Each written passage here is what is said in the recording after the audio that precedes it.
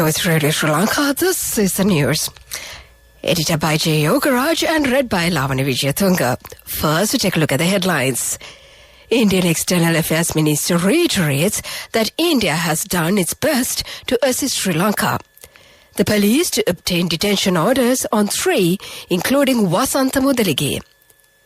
CID records nearly 5-hour statement from former President Maithripala Sirisena.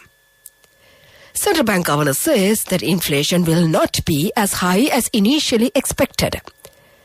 The government now only spends about $230 million a month to import fuel following the introduction of the QR system, which is a saving of $270 million. Japan provides 500 million yen medical grant to Sri Lanka. The price of an egg to be slashed by 5 rupees. 10-hour water cut in parts of Colombo.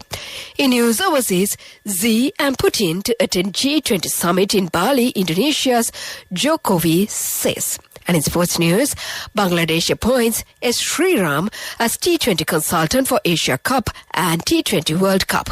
Those were the headlines, and now more to the details of the local news. External Affairs Minister of India Dr. S. Jaishankar said on Thursday that the relationship between India and China was going through an extremely difficult phase after what Beijing did at the border, and emphasized that the Asian century would not happen if the two neighbors could not join hands. He made the remarks while responding to a series of questions after delivering a lecture on India's vision of the Indo-Pacific at the prestigious university here. Responding to a question, Mr. Jaishankar said that the Asian century would happen when China and India come together, but it would be difficult to happen if India and China could not come together. At the moment, the China-India relationship is going through an extremely difficult phase after what China did at the border, he said. Chinese and Indian troops are engaged in prolonged standoff in the eastern Ladakh.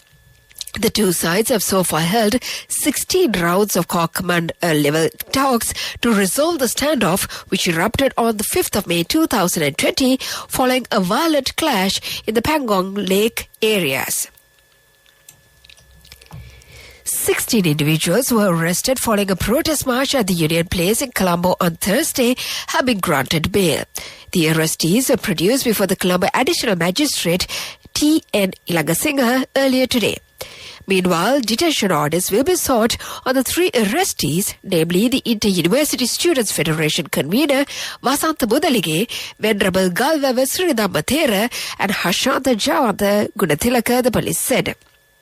The protest march had been organized by the Inter-University Students' Federation against the incumbent government led by President Ranil Wickremesinghe. The Criminal Investigation Department has recorded a statement from former President Maithripala Sirisena for nearly 5 hours today. The former president provided a statement with regard to the presidential pardon to Royal Park murder convict June Shribantha Jabaha. In early November 2019, the former president released the convict who was sentenced to death over Royal Park murder case in the year 2005 on presidential pardon. Shribantha Jabaha was convicted of murdering a 19-year-old Swedish national, Yvonne Johnson, on the 1st of July 2005 and was sentenced to 12 years in prison by Colombo High Court. In the year 2012, the appeals court overturned the sentence on Shribantha Jabaha from 12 years to a death sentence. Later, in October 2013, the Supreme Court confirmed the death sentence given by the appeals court to Shribantha Jabaha. Yvonne Johnson was residing at her apartment on the 23rd floor of the Royal Park complex in Rajagiriya, while her body was found on the 19th floor. This is the news from the Sri Lanka Broadcasting Corporation. And we continue with more local news. The price of an egg will be slashed by 5 rupees, All Islands Egg Producers Association says. Accordingly, the price reduction will come into effect from Monday, the 22nd of August.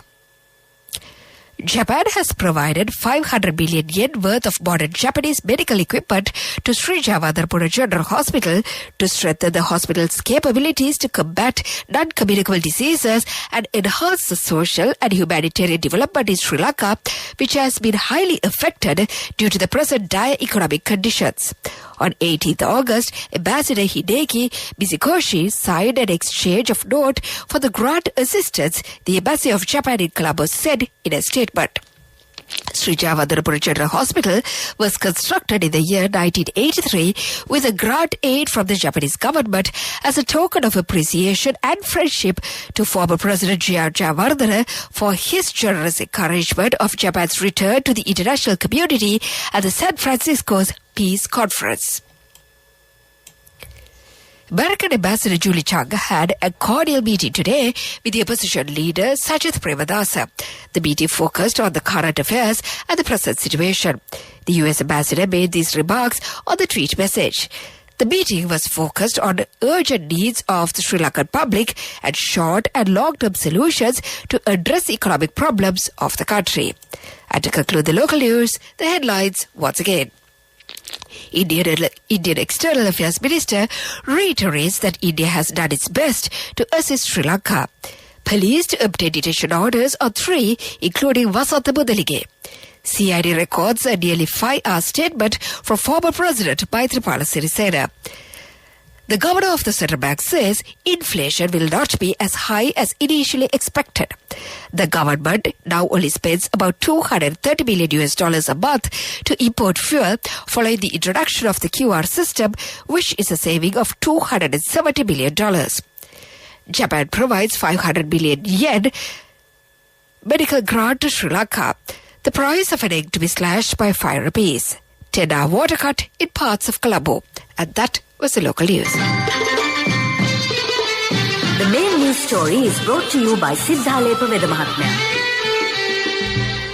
The main news story for tonight, a water cut will be imposed for 10 hours in several areas within the Colombo 5 and 6 areas tomorrow the 20th. The National Water Supply and Drainage Board has announced. Accordingly, the water supply will be interrupted at 11 p.m. tomorrow and will be restored at 9 a.m. the following day, thus the 21st. The National Water Supply and Drainage Board further said that the water cut is being imposed due to essential maintenance work in the aforesaid areas. Meanwhile, the National Water Supply and Drainage Board has also mentioned that Colombo 4 area will be supplied with water under low pressure during this time period. And that was the main news story. The main news story was brought to you by Siddhalepa Vedamahatmya. Watch Life is brought to you by A Strength to Your Life. CIB Janajaya Vasana has commenced. Valuable gifts and all bills are on 31st of October. Come to CIB today. Moving on to Watchlight, raids have been initiated to take legal action against the bus crew members for charging bus fares higher than the revised bus fares, the National Transport Commission's Director General, Nilan Miranda, said. He said the raids were conducted following the complaints received by the NTC alleging that said private buses are charging more than the revised fare. Therefore, the NTC informed all passenger transport authorities to assign all their mobile inspectors to investigate the incidents on provincial buses. Moreover, the Director General said that several mobile inspection teams attached to the NTC have already been assigned. And that came to you in Watchlight. A Strength to Your Life. CIB Janajaya Vasana has commenced. Valuable gifts and all bills are on 31st of October. Come to CIB today. Headlines of the world news. North Korea slams South's offer for aid for denuclearization. Xi and Putin to attend G20 summit in Bali. Indonesia's Jokowi says. Apple says hackers may have exploited security flaws. Those are the headlines, and now more to the details of the world news. Kim Yo-jong, North Korean leader Kim Jong-un's powerful sister, has slammed Seoul's offer for economic aid in return for denuclearization steps, calling it the height of absurdity. No one barters their destiny for corn cake, she said in a statement. South Korea's President Yoon Ki-seol had on Wednesday reiterated the plan which he first mentioned in May. China's Xi Jinping and Russia's Vladimir Putin both plan to attend the Group of 20 summit in Bali in November. Indonesian President Joko Widodo says Xi Jinping will come. President Putin has also told me that he will come, Mr. Widodo, also known as Jokowi, told Bloomberg News in an interview. This is the first confirmation that both leaders will attend the summit. It will be held as the first global summit since Russia's invasion of Ukraine and the heightened tensions over Taiwan. Apple has released an update to fix the security flaws on its iPhone, iPad and Mac devices, which it says hackers may have actively exploited. The tech company said the new software provides important security updates and it is recommended for all users. The flaw could allow hackers to take complete control of the affected devices, industry experts have suggested. That was the world news. Let's move on to development news. The government now only spends about $230 million a month to import fuel following rationing, a senior officer of the Ceylon Petroleum Corporation said. Earlier, the CPC has spent about $500 million a month on fuel imports, he said. And that was the development news. Sports News is brought to you by Sampath Bank. We present your future.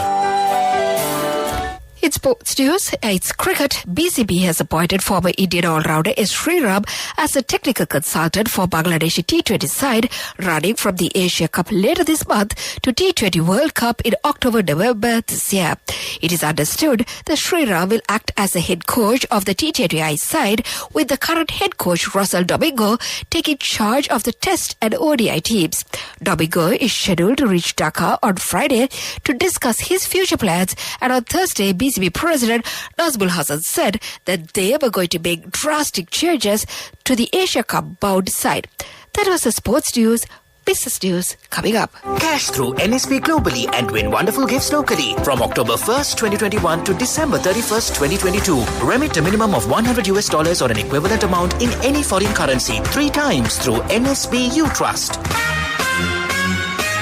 Business News, sponsored by National Savings Bank, the safest place for your money. It's a cement began construction of their mega capacity warehouse within the industrial park in Hambantota International Port last week. The $3 billion investment by INSEE will be the largest warehousing facility inside a port in Sri Lanka for raw materials used in the production of cement. The warehouse, which will see the completion in next 6 months, will hold a capacity of 45,000 cubic meters, and it's being built on a 17,300 square meter plot of land. Johnson Liu, CEO of HIPG, and Nandana Ekanayaka, Chairman, Chief Executive Officer of INSEE, were the chief guest at the groundbreaking ceremony, which was held at the warehouse site. The CEO of HIPG said INSEE was the port's first bulk cargo customer since the inception and the largest volume contributor. That was the business news. Economic news follows. Business News, sponsored by Cash through NSP globally and win wonderful gifts locally. Will you be the lucky winner of the NSP Golden Jubilee? 50 gold sovereigns for the top prize winner of the NSP Golden Jubilee. Scooters for the 10 second prize winners. iPhones for the 10 third prize winners. Mountain bikes for the 29 fourth prize winners. From October 1st, 2021 to December 31st, 2022. Remit a minimum of $100 or an equivalent amount in any foreign currency 3 times through NSP You Trust. Economic news, courtesy of... Saving money isn't easy when you have responsibility. That's why we promise to give you the best returns and guarantee on your investment. LOLC Finance Fixed Deposits. Maximize your savings. LOLC Finance PLC, incorporated on the 13th of December 2001, is rated SLA stable by ICRA Lanka Limited and is licensed by the Monetary Board of the Central Bank of Sri Lanka under the Finance Business Act number 42 of 2011. In economic news, inflation will not be as high as initially expected, and there are signs of economic stabilizing. The Central Bank Governor, Dr. Nandalal Veerasinghe, says that during the past few months, a number of initiatives had been made to improve the economy and they were yielding the desired results. During the last review, we thought the inflation would reach 70%. However, now we believe that the inflation would not be that high even with the electricity tariff hike, he said. Dr. Veerasinghe said that the severity of the shortage of foreign currency has lessened. The country is now in a position to import fuel, gas and medicines. That was economic news and the weather report to conclude. Saving money isn't easy when you have responsibility. That's why we promise to give you the best returns and guarantee on your investment. LOLC Finance Fixed Deposits. Maximize your savings. LOLC Finance PLC, incorporated on the 13th of December 2001, is rated SLA stable by ICRA Lanka Limited and is licensed by the Monetary Board of the Central Bank of Sri Lanka under the Finance Business Act number 42 of 2011. And finally, the weather report. The Met Department says showers or thunder showers will occur at several places over most parts of the island during the evening or night. Heavy showers above 100 millimeters can be expected at some places in the Sabaragamuwa, Central, North Central, Uva and Southern provinces. General public is kindly requested to take adequate precautions to minimize damages caused by temporary localized strong winds and lightning during thunder showers. This weather report was published this evening at 7:30 p.m. Further details could be obtained by visiting the official website of the department. Meanwhile, the International Weather Forecast website, AccuWeather.com, reports that the day's weather was cloudy with occasional showers. Today's daytime temperature was observed to be around 28 degrees Celsius. There will be light showers in many places in the Colombo district in the night. Tonight's temperature may be around 26 degrees Celsius and there will be scattered showers in selected spots late in the night. The ground temperature would be around 27 degrees Celsius at the time of this news broadcast. The air quality index is 23, which is fair condition in Colombo. The air quality is generally acceptable for most individuals. However, sensitive groups may experience minor to moderate symptoms from long-term exposure. And before we conclude this bulletin on news, let's get back to the headlines once again. Indian External Affairs Minister reiterates that India has done its best to assist Sri Lanka. The police to obtain detention orders on 3, including Vasantha Mudalike. CID records nearly 5-hour statement from former President Maithripala Sirisena. The central bank governor says inflation will not be as high as initially expected. The government now only spends about $230 million a month to import fuel following the introduction of the QR system, which is a saving of $270 million. Japan provides 500 million yen medical grant to Sri Lanka. The price of an egg to be slashed by 5 rupees. 10-hour water cuts in parts of Colombo. In news overseas, Xi and Putin to attend G20 summit in Bali, Indonesia's Jokowi says. And in sports news, Bangladesh appoints Sriram as T20 consultant for Asia Cup and T20 World Cup. And with that, we conclude this bulletin of news.